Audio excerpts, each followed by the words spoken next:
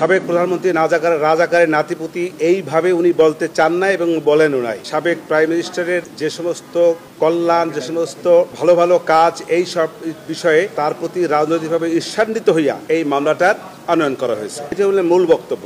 আমার যুক্তিটা হলো এই, প্রথম কথা হলো যে সে রাজাকারের নাতিপুতির যে বক্তব্যটা এসছে, সাবেক প্রধানমন্ত্রী রাজাকারের নাতিপুতি এইভাবে উনি বলতে চান না এবং বলেনও নাই। আর রাজাকারকে ধ্বংস করে দেওয়া, তাদেরকে হত্যা করা, এরকম একটা প্রশ্ন আসছে এই মামলার মধ্যে। সেক্ষেত্রে আমি বলেছি যে উনি দীর্ঘ বছর শাসন আমলে ছিলেন। উনি যদি চাইতেন রাজাকারকে হত্যা করে ফেলবেন তাহলে ইতিপূর্বেই পারতেন। উনি ইতিপূর্বে যেহেতু রাজাকারদের হত্যা করেন নাই, আজকে আসে কেন বাচ্চা ছেলেদেরকে হত্যা করবেন? এটা হল প্রথম কথা। দ্বিতীয় কথা হলো, ওনাদেরকে বলা হয়েছে যে তাপস সাহেবের সঙ্গে উনি ফোনালাপ করেছেন, সেই ফোনালাপে বিভিন্ন ছাত্রদেরকে হত্যার নির্দেশ দিয়েছেন। আমি বলেছি এটা সঠিক না, এরকম কোনো নির্দেশ প্রশাসনের পক্ষ থেকে কোনো ডকুমেন্টারি কোনো এভিডেন্স তাদের কাছে নাই। তৃতীয় কথা হলো, রংপুরে বেগম রোকেয়া বিশ্ববিদ্যালয়ের ছাত্র আবু সাঈদের যে হত্যার নির্দেশ দিয়েছেন, এরকম কোনো বক্তব্য, যে বক্তব্যগুলো এনেছে এগুলো সঠিক নয়। কারণ হলো এরকম কোনো ডকুমেন্টারি এভিডেন্স এই রাষ্ট্রপক্ষে তার যে দাখিলীয় কাগজপত্র তার মধ্যে নাই। 4 এবং 5 নম্বর যে অভিযোগগুলি, সেইগুলি বেলা 5টার, উনি তো বেলা 2টার, ওখানে বলা হয়েছে 14 আগস্ট থেকে 5ই আগস্ট, হ্যাঁ 14 জুলাই থেকে 5ই আগস্ট 2টা 30 বোধহয় সম্ভবত, পারহাপস একটু ভুল হতে পারে, সেইখানে মধ্যে ঘটনা। অতএব ওই দিন তো সে তো বাংলাদেশেই ছিলেন না। অতএব এই তার বিরুদ্ধে যে অভিযোগগুলি 2, 4 এবং 5 নম্বর এসছে, এটা ওনার বেলায় প্রযোজ্য না। রাষ্ট্রপক্ষ থেকে আনিত যে চার্জের অভিযোগ এসছে, সেই ফর্মাল চার্জ, তার বিরুদ্ধে আমি ডিসচার্জের প্রেয়ার করেছি। আমি ডিসচার্জে তাদেরকে অব্যাহতির প্রার্থনা করেছি।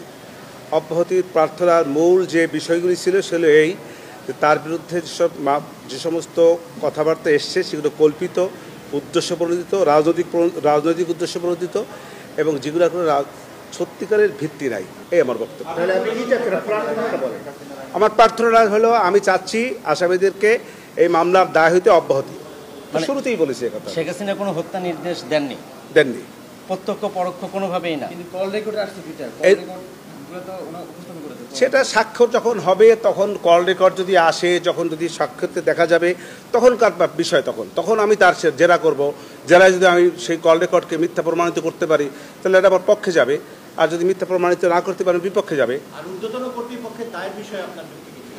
কর্তৃপক্ষের দায়ের বিষয়ে আমার বক্তব্য হলো এই, যে ঊর্ধ্বতন কর্তৃপক্ষ হিসেবে যে কথাগুলি বলেছে সঠিক বলে না। এটা আমার বেলায় প্রযোজ্য না। আমি এরকম কোনো ঊর্ধ্বতন কর্তৃপক্ষ হিসেবে কোনো রকমের নির্দেশ আমি প্রদান করি নাই। আচ্ছা আমির ভাই, আপনি বললেন যে আজকে চার্জ হিয়ারিং ছিল, তো এই বিষয়গুলো মানে আইনের বিষয়, আজকে ডিসচার্জ শুনানি ছিল, রাইট? তো এখানে যেই হিয়ারিং গুলো, ওই প্রসিকিউটররা বলছে যে এইগুলো এখানে আসার কথা না। আইনগত কোনো ব্যাপার যদি থাকে, যেমন আপনি তুলেছেন যে এই আইনে মানবতা বিরোধী অপরাধ, মানে এই বিচারটা হয় না, মানে সেই ব্যাপারে আমার বক্তব্যটা হলো যে মানবতা বিরোধী অপরাধ, এই দেশে কোনো যুদ্ধ হয় নাই। এই যে জুলাই আগস্টে কোনো যুদ্ধ সংগঠিত হয় নাই। এখানে একটি রাজনৈতিক পট পরিবর্তন এবং প্রতিহিংসা, হিংসা, তার প্রেক্ষাপটে এই ঘটনা। অতএব যেহেতু কোনো যুদ্ধ সংগঠিত হয় নাই, অতএব যুদ্ধ অপরাধ থেকে উদ্ভূত যে সমস্ত অপরাধ মানবতা বিরোধী, সেইটা এখানে সংগঠিত হয় নাই। মানবতা বিরোধী অপরাধ সংগঠিত হয়েছে, কিন্তু ওয়াইড স্প্রেড আর সিস্টেমেটিক